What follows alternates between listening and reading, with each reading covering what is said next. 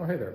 So, today I came back after church and BFast Drywall has put up all the sheetrock, and they got it all nailed and screwed and everything, and so it is absolutely beautiful. Now, this morning I was thinking about when I learned how to drive a car. I learned how to drive a stick, and a lot of you people think that that means, like if you're a witch, then you would drive a stick, but that's not what I'm talking about. I'm talking about a stick shift. A manual transmission, not an automatic transmission. A lot of you guys don't even know that there's a thing called that. But here's how it works: is there would be there's 3 pedals instead of 2 on the floor. So you've got your gas and your brake, and then you got a clutch. Okay, so you have to push in your clutch, and then give it gas as you pull your clutch out.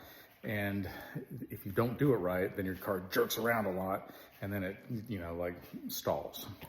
And it's very frustrating if you don't know what you're doing, if you're a kid, or if you're learning for the first time, whatever. And I spent a significant amount of time doing that process where I would pulling out the clutch, pushing in the gas at the same time, trying to find that balance. And it was very frustrating. I stalled out. I couldn't tell you how many times. And finally somebody goes, you know what? Let's get you out on the open road. You're spending too much time on step 1. There's more than one step. And once you get past the other thing, then this isn't going to seem so bad to you. And so I was like, I don't know, I can hardly operate. And they're like, just calm down. And it was a tiny town anyway, and so it wasn't that hard. But we got out on the open road, and I shifted, and it kind of stalled. And then we got into first gear, and I was like, this is the hard part. And they're like, now shift to second. I'm like, oh, well, that's quite a bit easier. And they're like, and now to third. And I'm like, oh, that's like, it's nothing. And fourth and fifth, I was like, huh. And then you know what happened?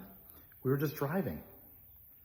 And you hit the gas, and then if something happens, something's in your way, you hit your brake.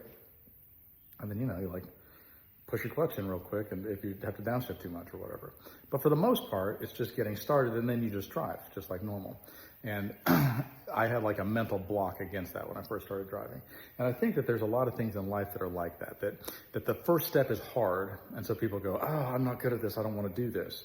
You're like, let's maybe get out in the open road. Maybe try this in some real life applications and see that this stuff was meant to be done by human beings.